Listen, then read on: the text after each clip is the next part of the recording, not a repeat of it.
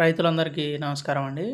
రైతులు ఎంతగానో ఎదురు చూస్తున్నటువంటి మనకు ఈ యొక్క యంత్ర పరికరాలు రాయితీపై అంటే చిన్న, సన్నకారు రైతులకు 50% సబ్సిడీతో, అలాగే ఇతర రైతులకు 40% సబ్సిడీతో మనకు ఈ యొక్క రైతులకు అవసరమయ్యేటటువంటి అన్ని రకాల ఇంప్లిమెంట్స్‌ని ఇవ్వడానికి మన ఈ యొక్క కూటమి ప్రభుత్వం ముందుకు రావడం అయితే జరిగింది.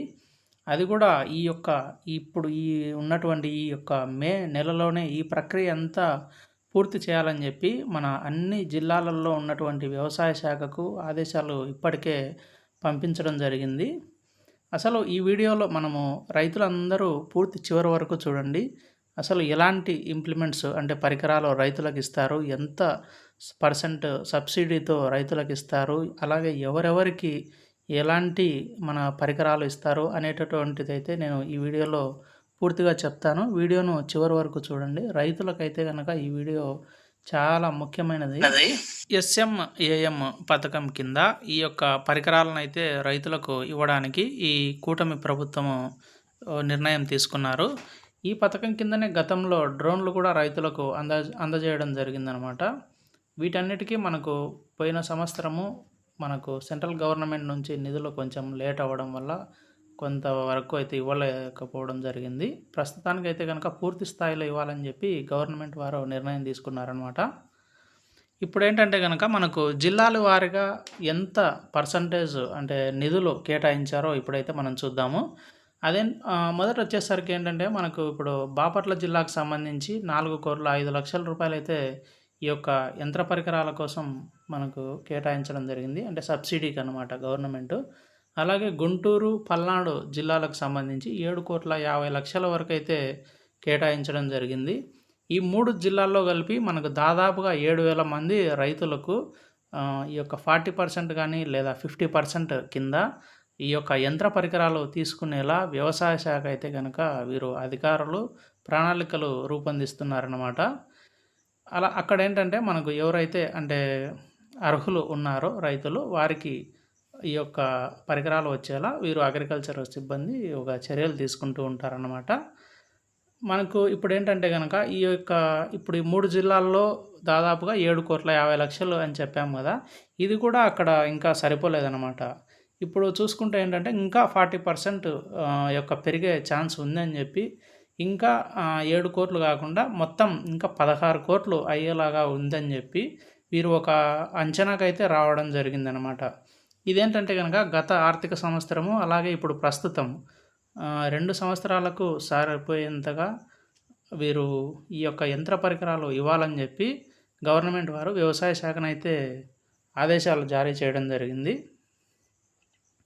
ఈ 2 సంవత్సరాలకు సంబంధించినటువంటి యంత్ర పరికరాలు ఇప్పుడే అంటే ఒకేసారి ఇవ్వడం వలన చాలామంది అన్నదాతలకైతే కనుక వీరు చాలామంది అప్లై చేసుకోవడం జరుగుతుంది. అలాగే పెద్ద ఎత్తున మనకు రైతులకు ఎవరైతే తీసుకుంటారో వారికి ఈ రాయితీ అంటే 50% ఆర్ 40% సబ్సిడీ కింద వీరైతే కొంచెము లాభం ఉంటుందన్నమాట. అలాగే ఈ యొక్క 3 జిల్లాలే కాకుండా మన రాష్ట్రంలో ఉన్నటువంటి మిగతా అన్ని జిల్లాలకు సంబంధించినటువంటి ఎవరైతే ఎంతమంది రైతులు ఉన్నారు, ఎంతవరకు అప్లికేషన్లు వస్తున్నాయి, ఇలాంటి డీటెయిల్స్ అన్నీ గవర్నమెంట్ మన వ్యవసాయ శాఖ వారి నుంచి సేకరించి వాటికి తగినన్ని నిధులు వీరు సమకూర్చుతున్నారన్నమాట. ఇంకా ఏంటంటే కనుక మనకు ఏ రైతు కూడా మిస్ అవ్వకుండా అందరికీ సమన్యాయం జరగాలని చెప్పి వీరు గవర్నమెంట్ వారు వ్యవసాయ శాఖనైతే ఆదేశాలు ఇవ్వడం జరిగింది. నెక్స్ట్ వచ్చేసరికి ఏంటంటే కనుక మనకు ఇప్పుడు మార్గదర్శకాలు అంటే ఎలా ఉన్నాయో ఇప్పుడైతే ఒకసారి చూద్దాము. SC, ST అలాగే చిన్న సన్నకారు రైతులకు 50%. ఇక్కడ ఏంటంటే కనుక మనకు SC, ST వాళ్ళు అయితే కనుక అంటే వారికి ఎన్ని ఎకరాలు ఉన్నా కూడా అంటే మనకు ఏం ప్రాబ్లం లేదు. అలాగే చిన్న సన్నకారు రైతులు అంటే కనుక 5 ఎకరాల లోపు ఉన్నవారు అన్నమాట. వీరు ఏ క్యాస్ట్ అయినా గానీ చిన్న, సన్నకారు రైతుల కిందకి వస్తారు. వారికి 50% సబ్సిడీ అనమాట. అంటే వారు తీసుకున్నటువంటి ఈ యొక్క పరికరాల మీద 50% చెల్లిస్తే సరిపోతుంది. అలాగే ఇంకా ఇతరులనమాట. అంటే 5 ఎకరాల కంటే ఎక్కువ పొలం ఉన్నవారు, అలాగే పొలం ఉన్నవారు, లేదంటే గనక మనకు ఈ ఓసీ క్యాస్ట్ ఆర్ బీసీ క్యాస్ట్‌కి సంబంధించినటువంటి రైతులు ఎవరైతే ఉన్నారో వారికి మనకు 40% సబ్సిడీ కింద ఈ యొక్క ఎస్ఎంఏఎం పథకం కింద వీరు ఇస్తున్నారనమాట. అంటే మనకు ఈ యొక్క పథకం కింద ఇవన్నీ ఈ డీటెయిల్స్ తీసుకొని రైతుల నుంచి ఈ యొక్క యంత్ర పరికరాలు ఇవ్వాలని చెప్పి వీరు నిర్ణయించారు. అలాగే వీటికి ఎలా అప్లై చేసుకోవాలంటే ఏంటంటే కనుక మనకు ఆన్లైన్లో అప్లై చేసుకోవచ్చు. ఈ ఎస్ఎంఏఎం స్కీమ్ అని ఆన్లైన్లో ఎంటర్ చేసి అక్కడ ఏదైనా అప్లై అని ఉన్నట్లయితే అక్కడ అప్లై చేసుకోవచ్చు. లేదంటే మీ దగ్గరలో ఉన్నటువంటి రైతు సేవా కేంద్రాలు ఉంటాయి కదా, అక్కడ ఉన్నటువంటి మీ యొక్క అగ్రికల్చర్ అసిస్టెంట్ను అడిగినా కానీ వారు అయితే అప్లై చేస్తారు.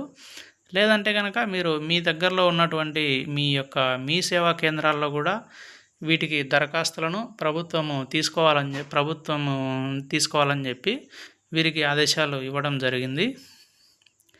ఈ పరికరాలతో పాటు మీకు ఇష్టమైన యొక్క డీలర్ అంటే ఎంపికను కూడా రైతులే వారికి ఎవరైతే ఇష్టము అంటే ఏ కంపెనీ ఇష్టము అనేటువంటి వారి రైతుల యొక్క ఇష్టాల ప్రకారమే ఈ యొక్క ఎంపిక చేసుకోవాలని చెప్పి చెప్పడం జరిగింది. అలాగే ట్రాక్టర్లు, ట్రాలీలు, రోటావేటర్లు, విత్తనాలు చల్లేటటువంటి యంత్రాలు, తైవాన్ స్ప్రేయర్లు, టార్పాలిన్లు ఇవన్నీ కూడా మనకు ఈ యొక్క పథకం కింద ఈ కూటమి ప్రభుత్వము రైతులకు అందజేయాలని చెప్పి వీరు నిర్ణయించారు. ఇక్కడ ఇంకొక విషయం ఏంటంటే కనుక మనకు ట్రాక్టర్ అనుసంధానమైనటువంటి పరికరాలను ట్రాక్టర్ ఎవరికైతే ఉంటుందో వారికి మాత్రమే ఇస్తారన్నమాట. అంటే ట్రాక్టర్ లేకుండా ఈ యొక్క ట్రాక్టర్ సంబంధించినటువంటి ఈ యొక్క పరికరాలు ట్రాక్టర్ లేని వారికి అయితే ఇవ్వరు. ట్రాక్టర్ ఎవరికైతే ఉంటుందో వారికి మాత్రమే ఇస్తారన్నమాట. ఇప్పుడు లబ్ధిదారుల ఎంపిక ఎలా చేస్తారో చూద్దాము. దరఖాస్తుకు మనకి ఇప్పుడు 15 రోజుల గడువు అయితే ఇస్తున్నారన్నమాట.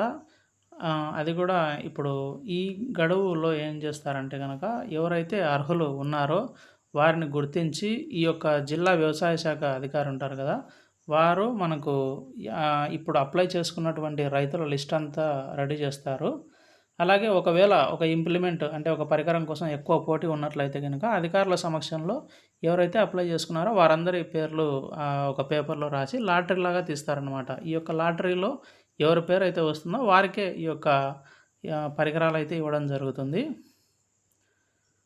మనకు ఈ యొక్క తుది జాబితాలు ఉంటాయి కదా, అంటే ఎవరు అప్లై చేశారు, అలాగే ఎవరికి ఈ యొక్క పరికరాలు ఇస్తున్నారు, ఇలాంటి డీటెయిల్స్ అన్నీ కూడా మీ దగ్గరలో ఉన్నటువంటి రైతు సేవా కేంద్రాల్లో ప్రదర్శించి ఏవైనా అభ్యంతరాలు ఉంటే కనుక వారిని ఆ అభ్యంతరాలు స్వీకరించి అక్కడే పరిష్కారం చేస్తారనమాట.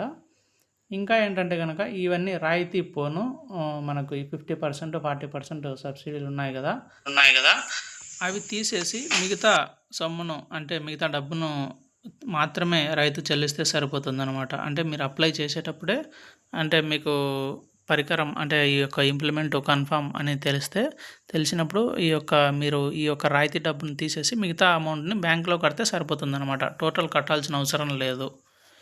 ఇదండి ఈ యొక్క వీడియో. ఇంకా ఎలాంటి ఇంప్లిమెంట్స్ అందుబాటులో ఉన్నాయి, వాటి కాస్ట్ ఎంత అనేది నేను నెక్స్ట్ వీడియోలో చెప్తాను. అది ఇంకా గవర్నమెంట్ వారైతే ఫైనలైజ్ చేస్తున్నారు. వీడియో నచ్చినట్లయితే లైక్ చేయండి. మీ తోటి రైతులకు కూడా ఈ వీడియోను పంపించండి. Please share and subscribe. Thank you.